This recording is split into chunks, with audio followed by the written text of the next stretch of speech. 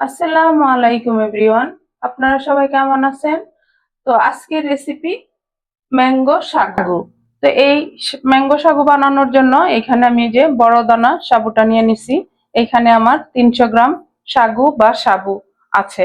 তো এর জন্য এই যে এখানে আমি একটা পাতিলে পানি বসাই দিছি, এইদিকে পানিটা বলক আসুক, আর এই সাবুদানাটাকে আমি পানি পাল্টায় পাল্টায় ধুয়ে নিব একটু। এই যে সাগুটাকে আমি ধুয়ে নিলাম, এখন আমি এখানে ঢেলে দিব। এখন এই সাগুটাকে আমি রান্না করে নিব। এদিকে রান্না হবে, ওইদিকে আমি ম্যাঙ্গো বা আমটা কেটে রেডি করে নিব। আমটা এইভাবে কেটে নিব, আর আমগুলা কিন্তু আমি ধুয়ে নিছি প্রথমেই।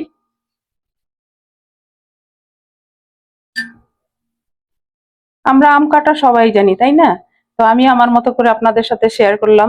তো প্লিজ, আজকের এই ম্যাঙ্গো সাগু যদি আপনাদের কাছে একটু ভালো লাগে, তাহলে এই আমের সিজনে অবশ্যই আপনারা বাসায় বানাবেন, খাবেন, খেয়ে আমাকে কমেন্টসে জানাবেন যে কেমন হয়। আর হাতের কাছে কিন্তু এখন আম সবার কাছেই অ্যাভেলেবেল, তাই না? এই যে এখানে আমি নিয়ে নিব। এইভাবে কাটলে আমটা একটুকু এই আমের সিল্কার মধ্যে বাকি থাকে না, পুরাটাই উঠে আসে। এই যে দেখেন। আর আমাদের এখানে তো অনেক কান্ট্রি থেকে আমগুলো আসে, এক এক রকমের আম হয়। তো আজকের আমটা বেশ মিষ্টি, আলহামদুলিল্লাহ।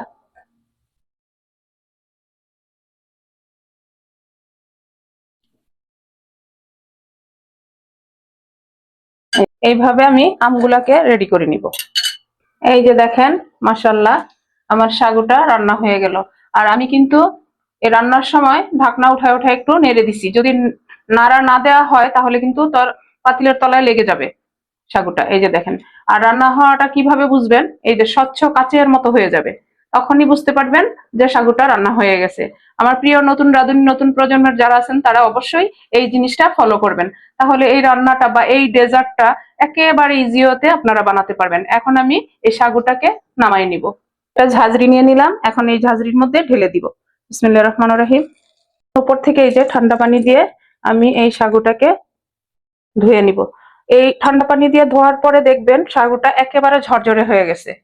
এই যে দেখেন, ঠান্ডা পানি দেওয়ার ফলে একেবারে মুক্তার মতো চকচক করতেছে, আর একটা সাগু আরেকটা সাগুর সাথে মিশে নেই।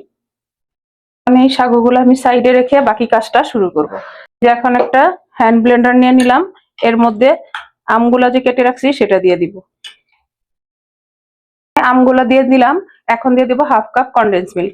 এখন আপনাদের হাতের কাছে যদি কনডেন্স মিল্কটা না থাকে তাহলে আপনারা চিনি দিলেও হবে। তো আমি কনডেন্স মিল্কটাই দিলাম। আর আমগুলা যে যতটুকু মিষ্টি হয় ওটা বুঝেই আপনারা কনডেন্স মিল্ক বা চিনি দিবেন। আমার আমগুলা অনেক মিষ্টি। আম আর কনডেন্স মিল্কটা আমি ব্লেন্ড করে নেব।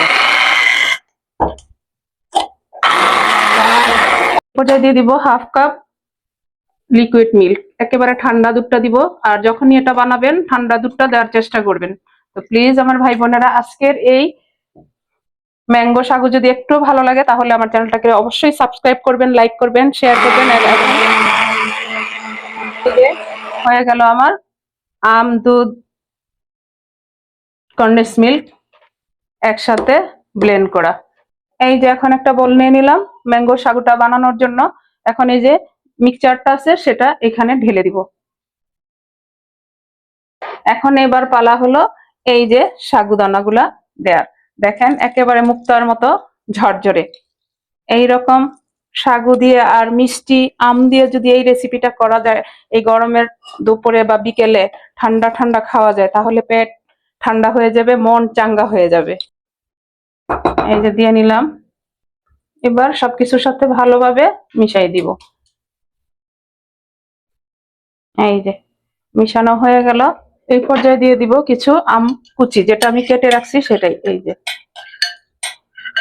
এই আম কুচিটাও ভালোভাবে এর সাথে মিশাই দিব। এখন পালা হলো ঠান্ডা করার। আমরা এই ঠান্ডা ঠান্ডা ম্যাঙ্গো সাগু যদি খেতে চাই তাহলে তো ফ্রিজে রাখতেই হবে। তো চলেন আমরা ফ্রিজে রেখে দিব 1 ঘন্টার জন্য, তারপর সার্ভ করে সবাই মিলে এনজয় করব, তাই না? এই যে দেখেন, 1 ঘন্টা পর বের করে নিলাম ম্যাঙ্গো সাগু। এই যে মাশাল্লাহ, ঠান্ডা ঠান্ডা ম্যাঙ্গো সাগু। এখন আমি সার্ভ করে নিব। সার্ভ করার জন্য এইরকম গ্লাস নিয়ে নিলাম, যে ঠান্ডা ঠান্ডা ম্যাঙ্গো সাগু সার্ভ করে নিতেছি। এইরকম ম্যাঙ্গো সাগু যদি থাকে সবাই ফিদা হয়ে যাবে খেয়ে, এত টেস্টি।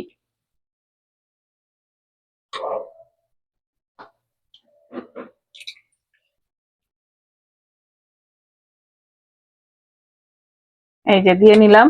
এখন উপর দিয়ে একটু আম কুচি দিয়ে দিব।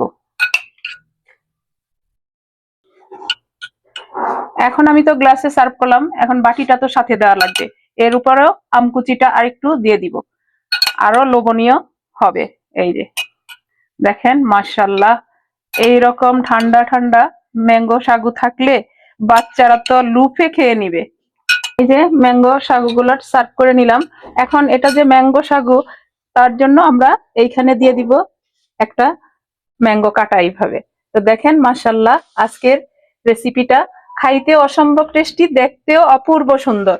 তো যাই হোক, আজকে আমি একেবারে ঘরোয়া উপকরণ দিয়ে আমের সিজনের অনেক মজার একটা ঠান্ডা ঠান্ডা ম্যাঙ্গো সাগু বানিয়ে নিলাম, আপনাদের সাথেও শেয়ার করলাম। এখন আপনাদের কাছ থেকে বিদায় নিব, আবার নতুন কোনো রেসিপি নিয়ে আসবো। আল্লাহ হাফিজ।